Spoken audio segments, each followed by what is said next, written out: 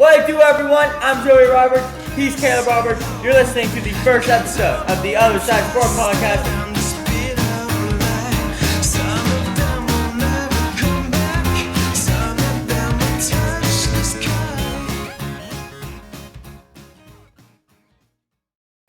So today we're going to be talking about the NBA. So it's a good opener. We're going to be talking about dominance. Now dominance is really something important when you think about you're debating all-time players. One thing that you always talk about is how dominant they were at their peak. But we need to disclose something real quick. Dominance and greatness are two completely separate things. Dominance, like whenever you think of dominance in basketball, you think of Shaquille O'Neal, people like that. People who get the ball and they're just better and they dominate people. We're not talking like greatness. Like obviously Kareem is the greatest center of all time, but he wasn't the most dominant center of all time. I don't know if that makes sense, but that's what we're going to roll with. We're going to be talking about the most dominant player at each position. Caleb, start off with center. Who's the most dominant center of all time? I believe it is Shaquille O'Neal. Explain. Well, every time he got the ball in the paint, there was no way to stop him. They even had to foul him to make it shoot free throws. Hack-a-Shaq. A hack-a-shack. Yeah, that was... That's how dominant he was. I believe, I don't think this is even a question. If Shaquille O'Neal could shoot, he would be the greatest basketball player that ever lived. Yeah, that's fair. Also, if he had like the mama mentality, like Kobe did. Yes. Like, he was just such a dummy. I mean, we looked like Shaq. Now, I'm going to mix it up. I know what, like, a lot of people, when they think dominance, you think Shaquille O'Neal. Like, you think of players that, like, completely, as soon as they got the ball, they just killed you. No one was able to stop them. I'm going to sauce it up here. This is going to be a pretty hot take coming right out of the gates, but I don't like Shaquille O'Neal as my most dominant center of all time, even though he's like the face of whenever you think of dominant athletes. And you're going to get mad, but I think Wilt Chamberlain is the most dominant center of all time. I know you can argue the era, you can argue anything. And now I'm going to go off what you said. If Wilt Chamberlain had today's training, he would have been the greatest basketball player of all time. But if he was playing against today's players with today's training, he would not. Yes, he would. There's simply another aspect to his athleticism. I mean, this guy was the leader of the U.S. men's volleyball team. He was a different kind of athlete. And I really feel like whenever he got the ball, he's another one of those players. Like, him and Shaquille O'Neal go back and forth. Even Shaq said that Wilt Chamberlain can contest him for being the most dominant player of all time. And I really feel like what Wilt was able to do so effortlessly, we've talked about this before. He was very aware of how good he was. Like he wore like braces and everything to make sure like he wasn't hurting anyone, all this stuff. He didn't have that drive to win like Bill Russell. He also didn't have the super team Bill Russell had. So I really feel like whenever you talk in terms of dominance and how many records he holds, like I really do feel like Wilt Chamberlain has to be the most dominant center of all time, which is a really like spicy take, I know, because when you think dominance, you think Shaquille O'Neal, but I'm going to say it's Wilt. All right, let's move on to the power forward position. Joey, who do you got? So this is tough, because power forward, I really do feel like there's a lot of great players here, but like you could say Blake Griffin. Blake Griffin, like he hasn't accomplished enough. Like I know we're not talking accomplishments here, but you're not going to say Blake Griffin when you're talking all the time. Blake Griffin in his prime was very dominant. I just don't think he's the most dominant power forward. Yeah, that's a good take. You got people like Dirk. Well, Dirk and another thing, like you don't think dominance when you think Dirk. Yeah, that's true. Yeah, you think more of the finesse. You think Dirk is, I would argue Dirk is the most skilled power forward of all time. Yeah. We can get to that another day. He might have the greatest post. Oh, yeah. Him and Hakeem, yeah. But whenever you think of dominance, now this is coming out of the shadows because like you would think this is like an easy choice, like center, like power forward, all this like there's so many great power forwards, but you like the greatest power forwards of all time are Tim Duncan and Dirk Nowitzki. Neither of them represent dominance. So I'm gonna throw it out there. I got Charles Barkley. Now a lot of people only know Charles Barkley for being on TV and saying all this funny stuff and the bus driver and different animals to the table, all these stupid things he says. Charles Barkley broke the NBA. He has rules about him. I don't know if you know this, but there's 5 seconds back to the basket was made because of him. Oh my God, his phone's going off. Sorry. 5 seconds back to the basket was the rule that he made. Like they made that rule because of him. He would back down players for 10 seconds at a time. They would double him, and he was unstoppable. Charles Barkley won MVP. He single-handedly took a sorry Suns team to the NBA Finals. He is one of those players, kind of like John Stockton, Karl Malone, Isaiah Thomas. They just got unlucky getting in the MJ era. If he played in any other era other than MJ's era, he would be one of the greatest of all time. He just got unlucky. But Charles Barkley was so dominant. I feel like a good way to like show dominance is if you had rules changed around you, like Wilt and Shaq did. Charles Barkley is in that club, so I'm gonna have to say Charles Barkley. I'm actually going to agree, but I think Charles Barkley, if he had a better team, he could easily have won championship. He had a sorry Suns team, and he led them to the finals. Yeah. Again, if he plays anyone other than MJ, he could win that finals. Is the crazy part. Yeah. I feel like Charles Barkley is one of the most underrated players of all time. Yeah. And people think of him as bad just because he has no rings. Yeah. But I can't really blame him with the team he had and the era he was in. Yeah, I completely agree with that. We're gonna throw in some honorable mentions, obviously. Who's like a second best center of all time? Second? Yeah. Most dominant? I'll go with what you said, Wilt, for your number one. Yeah. I said Wilt for my center. Honestly, this is another kind of wildish I'll put take. KG at 2 for power forward. That's a great take. I completely forgot about him. He was a really dominant player. Yeah, he doesn't look like it, but like skinny guy, but he was really good. Yeah, that MVP season was something else with the Wolves.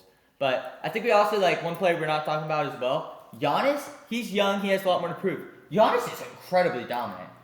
We're watching him in our generation, he's our generation of players. So we're watching Giannis play. We're not really acknowledging how unbelievably dominant he is. We're acknowledging his greatness more than his dominance. Giannis is an incredibly dominant player. He's really good. The way he gets to the basket, whenever you got him in transition, there's no stopping Giannis. And that's why I really do feel like Giannis is in that third spot. He's the top 3 most dominant power forward of all time. This is a hot take. I don't really know if that's hot, but by the end of his career, he'll be the most dominant power forward of all time. I can agree with that. I mean, because obviously, like I said, we're trying not to count accolades and all this kind of stuff into these debates. However, like I said, we can't say Blake Griffin is more dominant than Charles Barkley. Blake Griffin didn't do crap with his career, so I don't know. But Giannis, whenever he's done, I feel like he'll have that title. I completely agree with you. So now we're gonna get into some harder players. Now this is where it gets really tough for us, and this is where you're probably gonna see some debates out of us. But I really feel like this is gonna be interesting. So we're gonna go into more of the front court. We're going to small forward.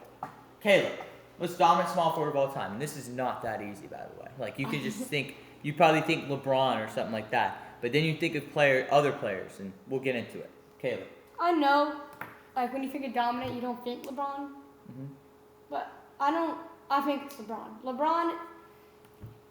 LeBron is just so good. That's sure. He's dominated the 2010s all over. And I think, especially when he was on the Heat and the champion season he had with the Cavs, in his prime, I think he is the most dominant small forward of all time. Yeah, that's fair. I mean, you really did see a different level of dominance. I mean, but it's a different kind of dominance. We need to understand that. Dominance isn't all scoring. Dominance can be winning, and dominance can be all these different things. Like you said, on the Heat, he wasn't the scorer. That's very important to know. He was the lead scorer on that team, obviously. He couldn't score if he wants. He was a phenomenal assist. Yeah, he was phenomenal. He was phenomenal at everything. He was very good on the Heat. And on that Cavs championship run, he was incredibly dominant. However, again, like you said, LeBron, I do not hate LeBron. I'm not a LeBron hater. I love LeBron. However, I really do think I'm going to have to spice this up a little bit. I'm going to have to go with a little bit of an outlandish take, because this is going to be, again, dominance has different degrees. Not everyone's term of dominance is back someone down on the rim, dunk on him, make him cry, and spit on him, and all that crap. Dominance can be other things. And then, for that reason, I'm going to have to say it's Kevin Durant. Now, spicy, I know. But you really do think of the player Kevin Durant is. 7 foot tall with a shooting touch. That in itself is crazy. That's a crazy ability that Kevin Durant has. But then you look at the other things he can do. People really sleep on some of the defensive plays he can make. I understand he's not the best playmaker, but if you want to go get a bucket, you have Michael Jordan, you have Kevin Durant, and you can just pick one. Those two are the best scorers of all time. And for that reason, you have to, I really feel like, again, scoring is not the only thing that makes you dominant. But whenever you are a top, at least 3 scorer of all time, I think you got to go up there with that. Your thoughts on that? I will put Kevin Durant at 2. I think it's a really hot take that you put him at 1. I believe he is one of the greatest scorers of all time. And I believe that he's a little overhated. I think he's still a great player right now. Yeah. Moving on, we're going to the shooting guard position. All right, this is where this is really tough, but it isn't. Like, because you want to sauce it up, you want to think of something crazy, you just can't. It's Michael Jordan. It's Michael Jordan. Michael Jordan, simply. He's the greatest player of all time. Yeah, you just think of this player, like you put any game on. We're not gonna just rave on Michael Jordan like everyone else is. I'm gonna give you something to think about. If you put on any Bulls game from his era, and you put someone who knew nothing about the NBA, and you put them in front of the TV and made them watch that game, I promise you, they would tell you 23 was the best player on the court. There's no other player that can do that. MJ, on every night, he was the best scorer on the court. He was the best player on the court. He could lock down your best player on the other team. He simply was just phenomenal. Yeah, he was him. He was phenomenal. And you look at the terms of efficiency, scoring, defending. He could be a playmaker if he wanted to. He retired from the league, came back, and went on a championship. And three-peated. Yeah, he three-peated twice. Three-peating is something that is known as impossible in professional sports. And he did it twice. And he did it twice. There's simply and I understand, super team, all this stuff, but you're just not the best player on the team by a mile. And three-peat twice in professional sports, and by the way, people like to argue that 90s NBA was weak. Bull crap. I don't agree with that at all. I get that our generation's a little better, but you can list so many great 90s players. Yeah, and that MJ literally ruined their careers, honestly, by them not winning rings and all that stuff. But yeah, I really feel like there's just no debate there. Kobe, you could say Kobe, I guess, but I'll put Kobe at 2. Yeah. Kobe was just a phenomenal scorer, but you can't say Kobe was better or more dominant than Jordan. I wouldn't say that about any player. Yeah. I think Jordan is the most dominant player of all time, and I think I'm Yeah, I mean that's also a hot take because Michael Jordan's known as the greatest player of all time. And obviously, when you think of dominant, you don't think Jordan. But if you really think about it, Jordan is the most dominant player of all time. Yeah, I completely agree with that. Now, we got the hardest part, and this is going to be a pretty long debate here. We have the point guard position. All right, I'll go first. Yeah, Caleb, you got to start us off here. Okay, I'm going to go with Stephen Curry. And I know that's a hot take, but what he can do on the offensive end is amazing. He can go to the rack despite his size, despite his facts. He's a phenomenal score. He's phenomenal inside the paint. He can do jellos. He can cook centers in the paint. Jellies, not jellos. Cut back at that. I'm not cutting that. That's going in all of the TikToks and the reels. Anyway, keep going. He's a phenomenal mid-ranger. He's a phenomenal three-point shooter. He can shoot from anywhere on that court, and it could go in the basket.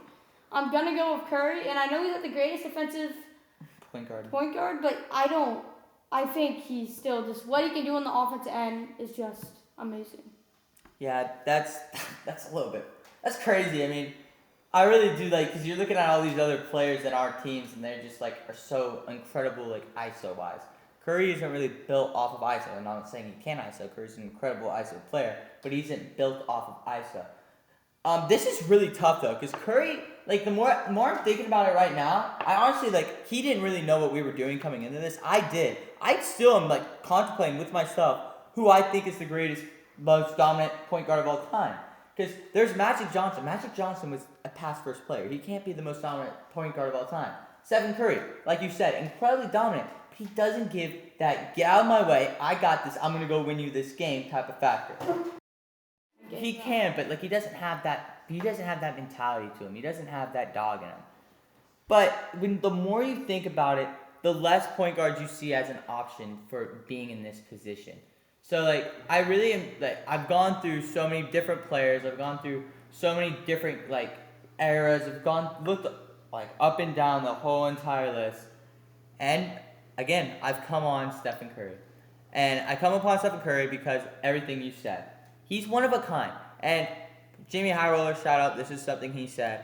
But one of the things he said that really got to me was, you think there's this thing called unicorns. We all know what they are. Players that are one of one. Players that are the only reason why, they're the only one of them. They can only do what they can do and no one else can do that.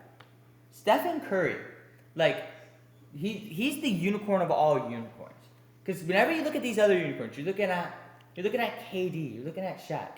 Either, like what he said, either you're 7'3", 300 pounds with a touch, or you're not. You're either 7 foot, incredibly agile with a crazy vert and a perfect jump shot, or you're not. Stephen Curry can do. Other people can replicate Stephen Curry's game, but no one can do it like Curry. Yeah. And that's what makes him so spectacular. He's changed basketball. And when you really think in terms of dominance, and you really do think in terms of what he's accomplished, that last final runs is really all we need to see. And you pretty much convinced me of that right there. Like, I was probably going to go with someone else. I had no clue, honestly, going into this, but you probably convinced me Stephen Curry. I think it is Stephen Curry. Let us know, though. That's a really interesting take. Who would you say is the most dominant point guard of all time? Next bit. All right, we're going to transition to our next session. Next session, we have pick a player. Or, I know, I'm terrible with names. But, basically, I'm throwing up 2 players. Modern, we're going to do, like, currently, and we're going to do all time. I'm starting off with currently. Caleb, KD or LeBron James, currently? Who do you take? I'm going Kevin Durant. Ooh. I know LeBron is the king, but I believe that Kevin Durant is low-key overhated right now. He's still got a dog in him. Yeah. He carried that Nets that whole finals, and I know they got swept, but you know why? Kevin and Kyrie were the only ones that could do something on that court during that finals. Yes, exactly. The Celtics had a super team. They had the best defensive team in the NBA that season, and Kevin Durant still cooked them. And I know LeBron, he's still phenomenal right now, averaging 30 a game. But I believe that Kevin Durant, with the dog inside of him, he right now is a better player. Yeah, I can see where you're coming from with that. I definitely feel like what you really said, and another thing, I didn't want to cut you off or anything. Another thing I really note about that series, the Celtics were completely healthy. The Nets were not. And that's really important to note. I know Ben Simmons is like hated because he can't really shoot. He's phenomenal in the paint. I believe if they had Ben Simmons, they could potentially even win that series, and I guarantee they want to get swept. Yeah, I can guarantee that too. All right, give me one. Throw something at me. All right. I'm going to go with common debate, and I know you're a little biased because you're a Hornets fan, but be honest, LaMelo Ball or Anthony Edwards? Yes, I am a Hornets fan in case you don't know. And I'm just genuinely speaking from a statistical standpoint and eye test standpoint. So there's 2 sides to this, and there's 2 sides to this in pretty much everything that people don't really talk about, but we're going to touch on it. There's the eye test, and then there's the statistical side. Eye test wise, any NBA fan will say Anthony Edwards. Anthony Edwards is entertaining to watch. You know why? He's more dominant than LaMelo Ball. That's like exactly if we had to choose dominance, it would be Anthony Edwards. And as much as I want to say Anthony Edwards, since you're a Hornets fan, I believe it's LaMelo Ball. Yeah, I can agree with that. Because Anthony Edwards, I understand, made the playoffs and everything. LaMelo Ball has had an injury-riddled team. If he has Gordon Hayward and Terry Rozier with him whole season, they wouldn't be in the play yet. Now, when you think of Anthony Edwards, he has D'Angelo Russell. Past his prime, I know, but he's still D'Angelo Russell. He's a great player. He has Cat, especially Cat. And he has good role players. Potentially the greatest shooting center of all time. I think that was a kind of a crazy take, but what was I going to say? Yeah, no, LaMelo Ball makes his own teammates better. The teammates that he doesn't really have, like Anthony Edwards, better. I really feel like LaMelo Ball is the better player. Again, bias. But LaMelo Ball does, in my opinion, a lot better than Anthony Edwards can do on the court. And in terms of statistics, he is also the better player. So I'm a little bit biased. I'm going LaMelo Ball. All right. We're going to do a historical each side, 2 more current for each of us, and then 1 more historic. Caleb! All right. Let's see what you got here. We have the center debate. Hakeem or Wilt? I'm going with Wilt. Oh, look at that. He hates Wilt because I love Wilt so much. He just does everything to piss me off at this point. Okay. Hakeem, he was incredible. Mm-hmm. Wilt owned that. I know Bill Russell, but I believe that Wilt is the best player in that generation by quite a bit. Yeah. By quite a bit. And RP the Bill Russell and all, but I believe if Wilt had that super team, he could maybe won just as much as rings as him. More. But the other thing, like, people fail to notice this. Because 11 rings is such a crazy statistic. I don't care what any era is. Yeah. Bill Russell had the 2017, like, what was it? 2019 Warriors or whatever He had it the was. 1996 Bulls. Yeah, he had the 1996 Bulls of that era. Pistol Pete was incredible in that era. He was the only point guard that could score the ball in that era. And he was good at it. And, like, people fail to forget that he had Pistol Pete, and he had a bunch of other players. Like, I could go on, like, we could research right now that roster that he had. He probably had, I think he has one more Hall of Famer with him that I'm just forgetting. But he had a really good team. Will Chamberlain had nothing. He was journeying around the country because he cared so much about getting all his attention because he was a celebrity and everything. And he still won those 2 rings, not having that winning drive in him. And I think because of that, I think Will not only is a higher player in all the all-time ranks. I know that's a really hot take. But I think he's also the better center and most skilled center of all time. Hot take. Okay, for Joe, I'm going to do you another current, and I'm going to do 2 all time after. Okay. I think this is a good debate. Right now, at this state, currently in the NBA, Luka or Curry. Right now. You hit me with that card. Okay. So, if we're talking point guard, I'm going to say Stephen Curry. Stephen Curry makes his whole team better. Oh, drop my coin. He makes the whole team better, and he just won a finals by himself pretty much. And in understanding it's a really good team around him, but he really he's phenomenal at the point guard position. However, I think one thing that a mistake the Mavericks are making, and this is a hot take, again, we're throwing out some really hot takes here. If you put Luka at the shooting guard position, you give him a true point guard, like, I was convinced at one point in this season, I think you might remember this, I was convinced that they were going to trade for Russell Westbrook. I was convinced they were. And I feel like if you gave Luka a true point guard, put him at the 2, I believe Luka would have been better. Luka will be better than Stephen Curry if he plays the 2. They just don't have a point guard. They don't have a playmaker. Now, I understand Luka's an incredible playmaker, but he could still make plays at the 2. There's no, like, Michael Jordan was a shooting guard, and he made great plays. He was really good at getting assists. He was a great defender. Luka can replicate what MJ did, not to the MJ extent. But if he has a true point guard, running the point, making the plays like Steve Kerr did for the Bulls at one point, then he can absolutely be an amazing 2, and he could have a better season than Stephen Curry next year. But they sadly don't have a true point guard. So as of now, because they're both point guards, I'm going to say Stephen Curry. However, there is a world where I think Luka is the better player. Okay, well, the thing with that, I can name 2 players that are really valuable on the Mavs. Yeah. Spencer Dinwiddie, I'm a Wizards fan, I said we give him up, but Luka. Yeah, you can I believe Luka has the most potential in the NBA right now. How old is he? 22? 3, I think. 23. That's insane. He's How doing dominant crazy he is. How old is he when he drafted? 20? I think he was 19. 19. In his rookie year, he still dominated this league. Google. On the fly research. Where we're so prepared. Quality. How old is Luka? 23. Ha. It's all up here. Yeah, no, I completely agree. Luka can be one of the most dominant players of all time. Spencer Dinwiddie, he's a good player. I'm not going to cut him off, but like he isn't I'm going to go win you a finals type of player. Yeah. And Luka's the only one that I can think of that is like that. Ask me one. Give me a hot one. Give me the hottest thing you got. I don't know if it's the hottest. I'm not that prepared, but all time. We'll go Charles Barkley or Kevin Garnett. You hit us with it earlier. Kevin Garnett. Now, Charles Barkley. We're talking about dominant. I just want to know all time. All time? Kevin Garnett is incredibly slept on all time. I think Kevin Garnett, hot take, top 30 player of all time. But Charles Barkley is too. And now, there's arguments. I've seen articles where Charles Barkley's top 20. I don't think he's that high.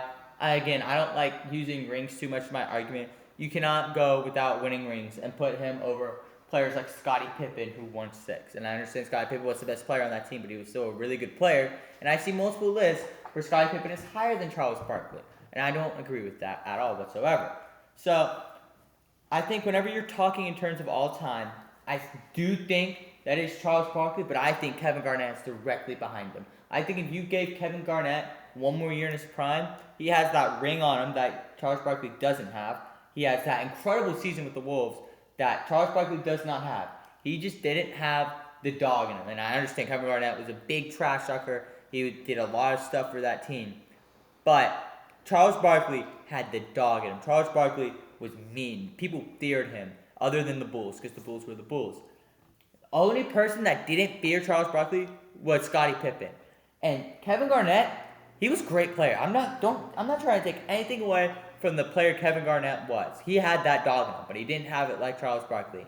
And Charles Barkley may not have the accolades, but it's just the way he played. And you just watched him get the ball, say, get out my way, I'm going to take you to a finals. And he took one of the worst surrounding rosters in NBA history to the finals. And that's why I have Charles Barkley above him. But it's really close. I say that's a really good topic. All right. We had this one earlier. And this one, we're probably going to both talk about this one because this one upsets me. I've watched a lot of videos, watched a lot of all kinds of stuff that's saying, I'm dos, I'm uno, Michael Jordan, I'm dos, LeBron, and I'm cuatro, Kareem. And then they have Kobe at 3. That makes me incredibly upset. I really feel like we have forgotten the greatness of Kareem. So, Caleb, Kobe or Kareem? R.I.P. to Kobe. Now, Kobe is a phenomenal player, phenomenal scorer. It's got to be Kareem. Yeah. Kareem owned that generation. There was no stopping Kareem. Mm-hmm. And he had one of the most unstoppable moves of all time. That skyhook was nearly unstoppable. And the fact that he got that down. Mm-hmm. In an era where, Yes. basketball was not that polished, and he was Yes. such a polished player. He didn't even have that good of coaching. And again, this is super, I know it's really disrespectful what we're doing. We're speaking on a dead man, a dead man in his greatness. Kobe did incredible things to the sports world, and we are going to be forever grateful for Kobe Bryant. However, I truly, truly, truly think that people have forgotten the greatness of Kareem Abdul-Jabbar. Kareem was just such a phenomenal player. He was so unbelievably polished. He was just good. And I understand the Showtime Lakers, you think of Magic. Kareem and Magic were that team. And here's a really hot take that I was thinking of earlier.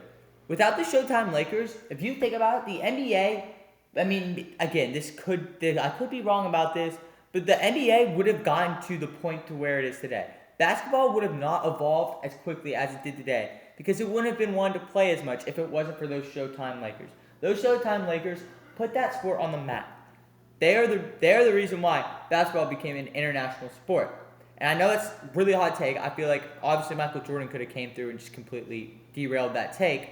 However, when you look at Kareem, his overall career stats are unbelievable. I don't want scoring total to be broken, as sad as it is going to be broken.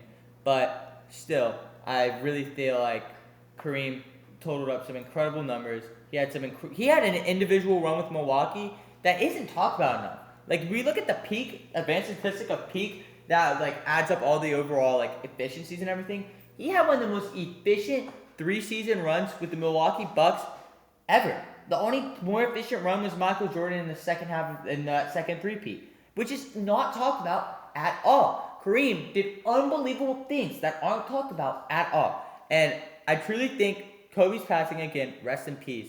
I feel like it has really made people feel the need to lift him to such a high level. Because Kobe was a very high level player, but we've really put him up at we put him at a higher pedestal than all these other players who accomplished so much.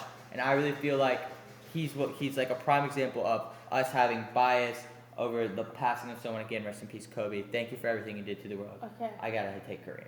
Okay, I'm gonna give you an all-time of the Bulls. Mm-hmm. Obviously, I had Michael Jordan on the team.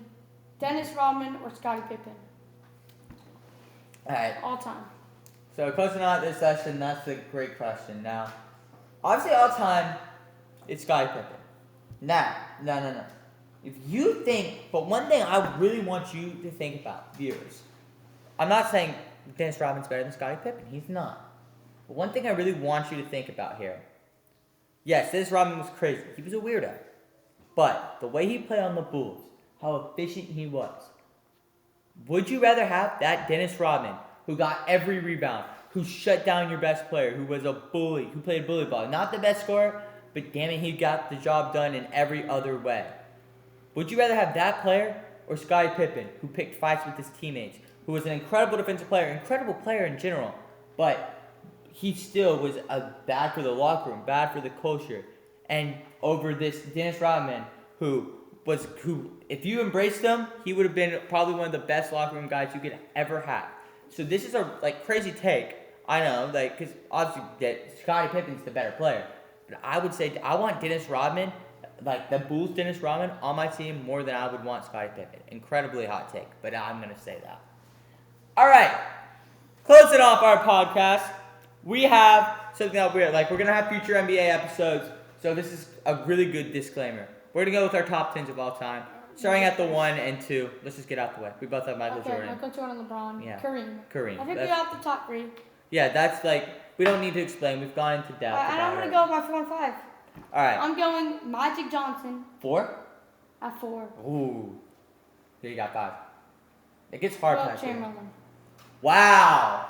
The Wilt Chamberlain respect. I love it. I know that's going to.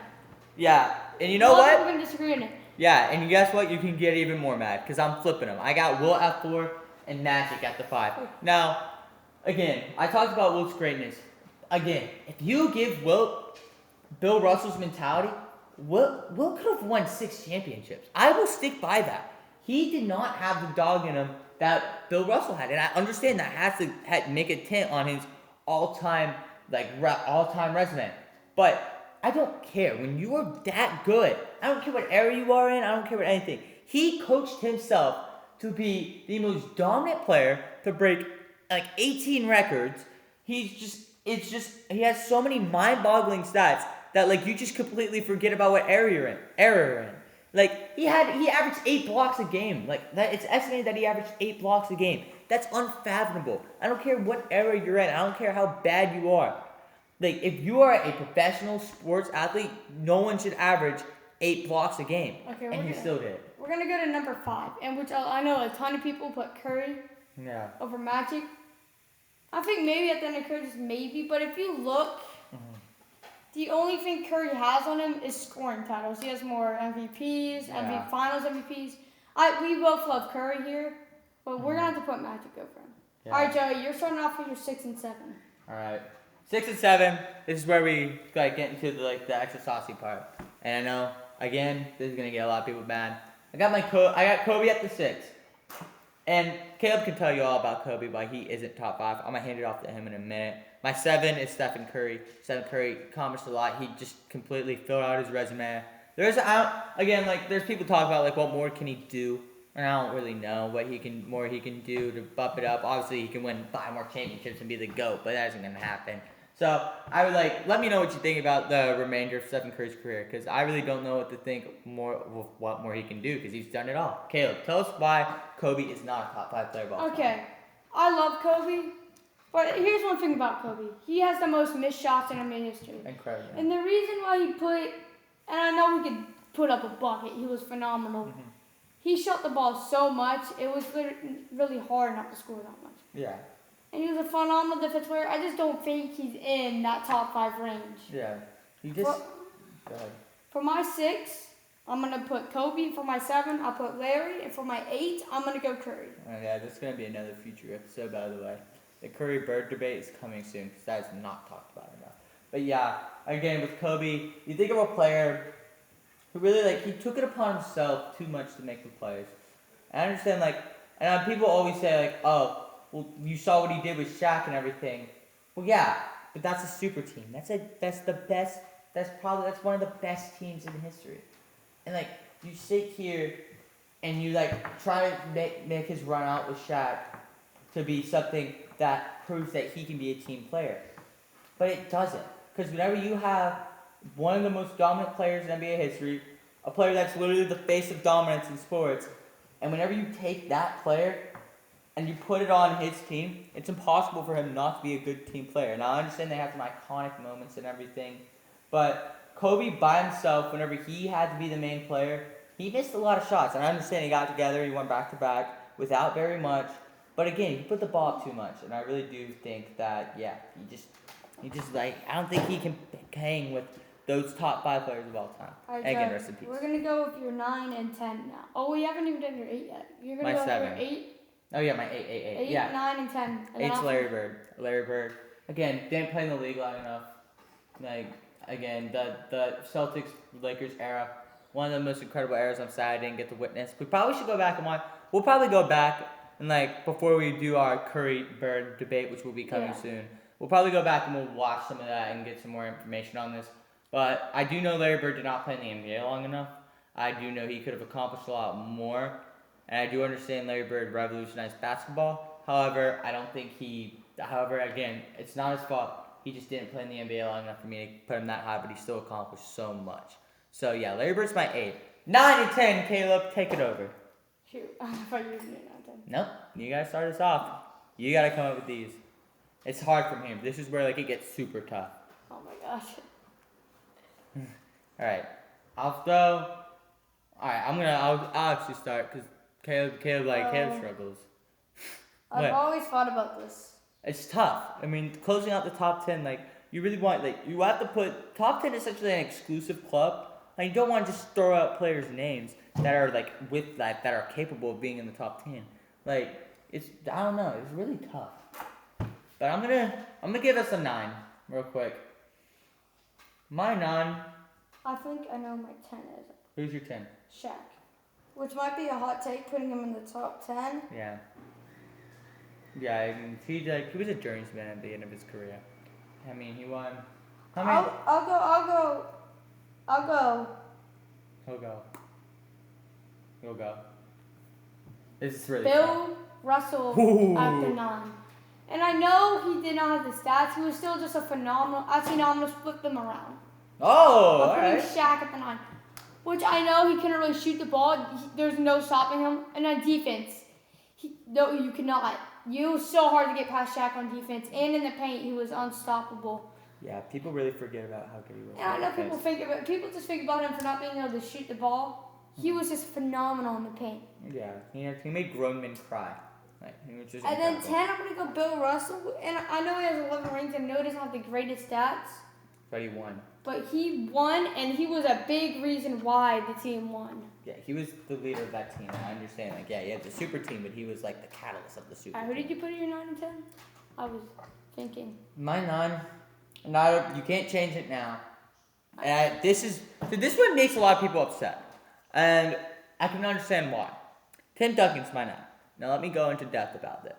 Tim Duncan is an incredibly boring player to watch. He's boring as hell.